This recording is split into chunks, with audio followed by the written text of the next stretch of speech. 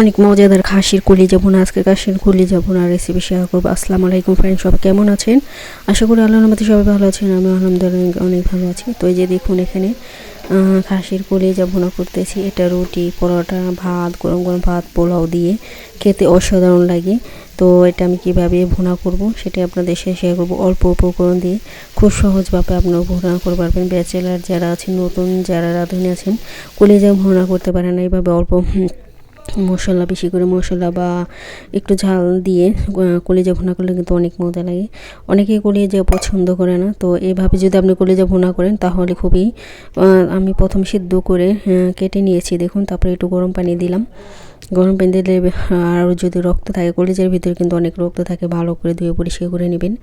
তো এভাবে আমি ধুয়ে পরিষ্কার করে কেটে নিয়েছি আগেই। তো এখন একটু গরম পানিতে ভিজিয়ে রাখলাম। তারপরে আমি এখানে একটা পেঁয়াজ কেটে নিতেছি। এই পেঁয়াজটা দিয়ে আমি কলিজাটা ভুনা করব। সবাই ফুল ভিডিওটা দেখবেন, কেউ টেনে ভিডিও দেখেন না, সবার কাছে অনুরোধ থাকবে।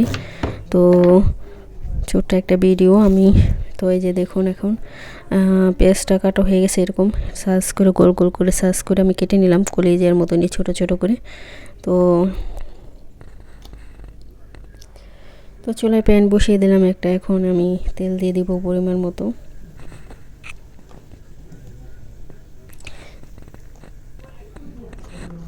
তেল খাওয়া স্বাস্থ্যের জন্য খুবই খারাপ, তো আমি অল্প তেল দিয়ে কলিজা ভুনা করবো। এখানে একটু অল্প তেল দিয়ে দিলাম। এখন এই আমি কিছু দেব, মরিচ, জিরা, তারপরে দারুচিনি, এলাচ, গোলমরিচ, লং সবই একটু একটু দিয়ে দিলাম। এটা একটা সুন্দর ফ্লেভার আসে যদি আপনি তেলের ভিতরে দেন, একটা সুন্দর একটা গন্ধ বের হবে। তারপরে একটু তেজপাতা দিয়ে দিলাম দেখুন। আমি অল্পই দিয়ে দিলাম গরম মশলা, যেহেতু কলিজা কম আর আমি মাংসের মশলা দিব, সেটার ভিতরে গরম মশলা মিক্স থাকে, সেজন্য বেশি দিলে গন্ধ, গরম মশলার গন্ধ আসবে, সেই জন্য আমি পরিমাণ মতোই দিয়েছি। আপনাদের কলিজা বা যতটুকু থাকে, বেশি পরিমাণ থাকলে একটু বেশি দিবেন, আর কম থাকলে কম দিবেন। তো আমার যতটুকু প্রয়োজন আমি ঠিক ততটুকুই দিয়েছি মাপ মতো। তো এইভাবে পেঁয়াজটা, মশলাটা আগে তেলে ভেজে নেবেন। ভেজে নিলে কি সুন্দর একটা গন্ধ আসবে।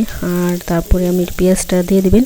পেঁয়াজটা দিয়ে এইভাবে পেঁয়াজটা ভেজে নেব ব্রাউন কালার করে।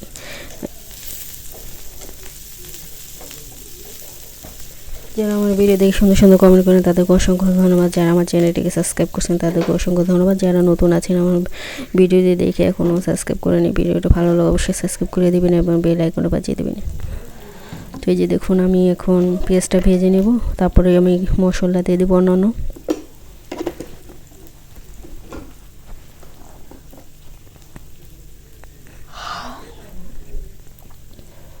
তো পেঁয়াজটা ভাজা হলে তারপর আমি সব মশলা দিব, ধনিয়া গুঁড়ো, জিরে গুঁড়ো, তারপরে যা যা আছে।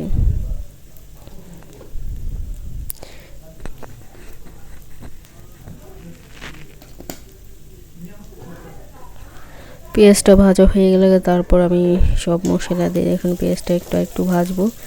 ভাজা হয়ে গেছে প্রায়, আর একটু ভাজবো।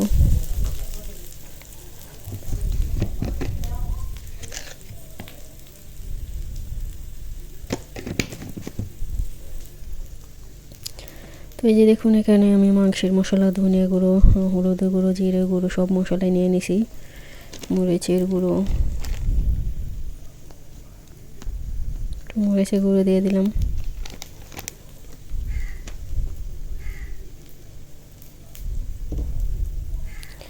পেস্টটা ভাজা হয়ে গেছে, নেতা নিজে যাতে পড়ে না যায় একটু পানি দিয়ে দেবো।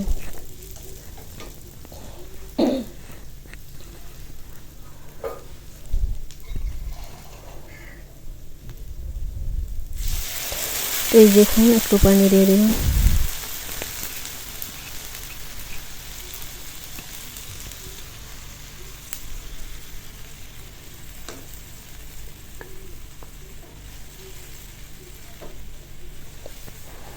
তো এখন মশলাটা ভালো করে কষে নিব। সব মশলা দিয়ে দিছি, আদা রসুন সবই দিয়ে দিলাম।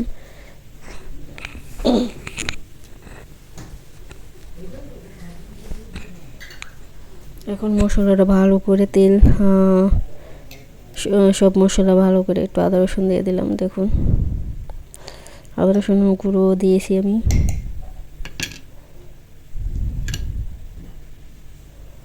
এখন মশলা ভালো করে কষিয়ে তেল বের হয়ে আসলে তারপর আমি কলিজাটা দিয়ে দিব।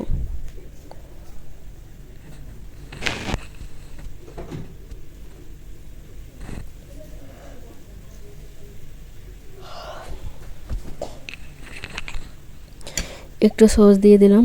দেখুন টমেটো, এটা দিলে অনেক সুন্দর কালার আসে।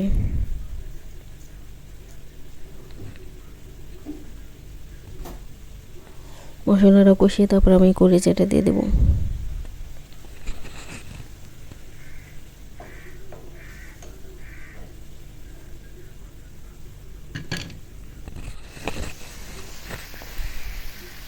এই যে দেখুন এখন দিয়ে দিলাম কলিজাটা, মশলা কষানো হয়ে গেছে আমার।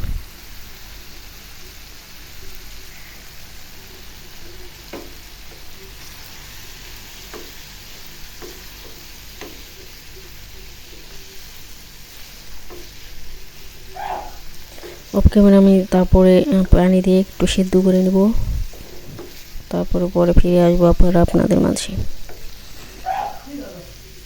আল্লাহ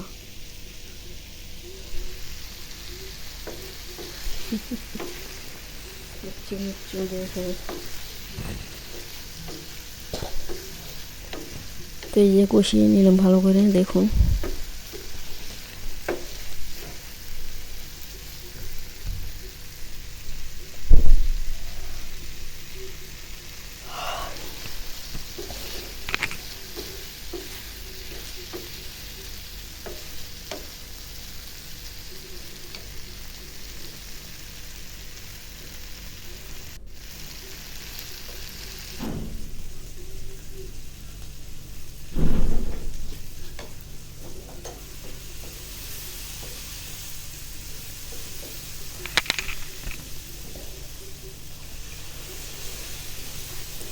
পানি দিয়ে এখন ভালো করে কষিয়ে নিলাম, তারপরে আমি এটা ঢেকে দেবো। ঢেকে অনেকক্ষণ রান্না করে নেব অফ ক্যামেরায়।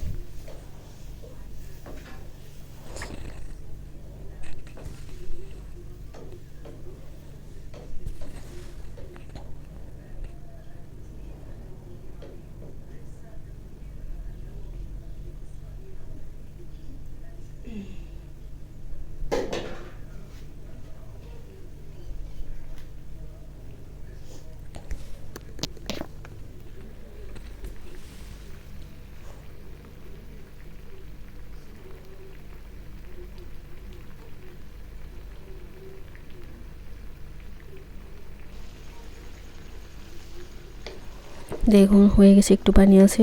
একবারে ভাজা ভাজা ভোনা মোনা করবো, ঝোল রাখবো না কোনো। আর কলিজাতে ঝোল ভালো লাগে না খেতে।